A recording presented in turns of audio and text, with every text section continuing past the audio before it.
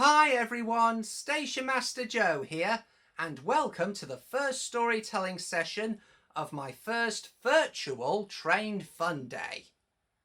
The story I am going to read to you in this storytelling session is taken from this book, Thomas the Tank Engine, which was written by the Reverend Wilbert Awdry, published in 1946, and is the second book of the Railway series. Now, when Thomas first arrived on the island of Sodor many years ago, he worked at the big station, shunting coaches and trucks for the bigger engines to take out on the main line. But now Thomas has his own branch line to run on, and the story I am about to read to you tells of how Thomas gained his own branch line. So, are you sitting comfortably, boys and girls? Great! Then I shall begin.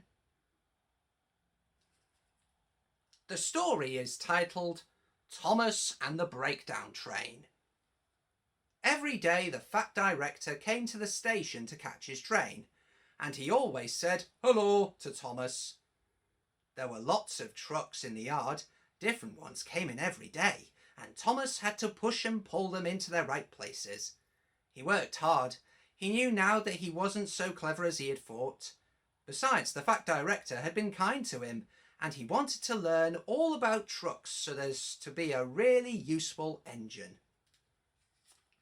But on a siding by themselves were some trucks that Thomas was told he mustn't touch. There was a small coach, some flat trucks, and two queer things his driver called cranes. "That's the breakdown train," he said. "When there's an accident, the workmen get into the coach and the engine takes them quickly to help the hurt people and to clear and mend the line. The cranes are for lifting heavy things like engines and coaches and trucks." One day Thomas was in the yard when he heard an engine whistling, "Help! Help!" and a goods train came rushing through much too fast. The engine, a new one called James, was frightened. His brake blocks were on fire, and smoke and sparks streamed out on each side. "They're pushing me! They're pushing me!" he panted. "On, on, on, on!" laughed the trucks, and still whistling, "Help! Help!" Poor James disappeared under a bridge. "I'd like to teach those trucks a lesson," said Thomas the Tank Engine. Presently a bell rang in the signal box, and a man came running. "James is off the line! The breakdown train! Quickly!" he shouted. So Thomas was coupled on, the workmen jumped into their coach, and off they went. Thomas worked his hardest. "Hurry, hurry, hurry!" he puffed, and this time he wasn't pretending to be like Gordon, he really meant it. "Bother those trucks and their tricks," he thought. "I hope poor James isn't hurt." They found James and the trucks at a bend in the line. The brake van and the last few trucks were on the rails, but the front ones were piled in a heap. James was in a field with a cow looking at him, and his driver and fireman were feeling him all over to see if he was hurt. "Never mind, James," they said. "It wasn't your fault. It was those wooden brakes they gave you. We always said they were no good." Thomas pushed the breakdown train alongside. Then he pulled the unhurt trucks out of the way. "Oh dear, oh dear," they groaned. Serves you right, puffed Thomas crossly.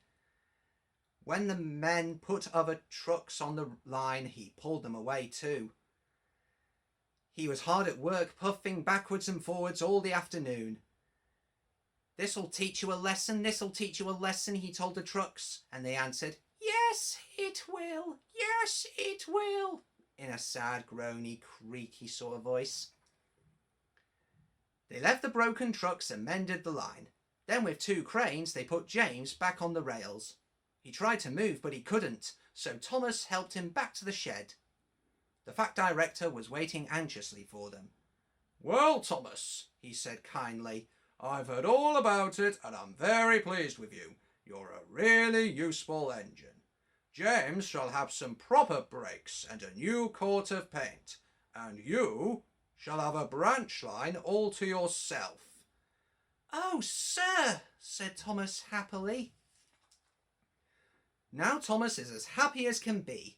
He has a branch line all to himself and puffs proudly backwards and forwards with 2 coaches all day. He is never lonely, because there is always some engine to talk to at the junction. Edward and Henry stop quite often and tell him the news. Gordon is always in a hurry and does not stop, but he never forgets to say poop poop to little Thomas, and Thomas always whistles peep peep in return. And we know the names of Thomas's 2 coaches, don't we? Annie and Clarabelle. And we also know what the Fat Director is now known as, don't we? The Fat Controller. Anyway, I hope you enjoy this story, boys and girls, because there will be another storytelling session in the next hour. Until then, enjoy everything else there is to come from this virtual Train Fun Day.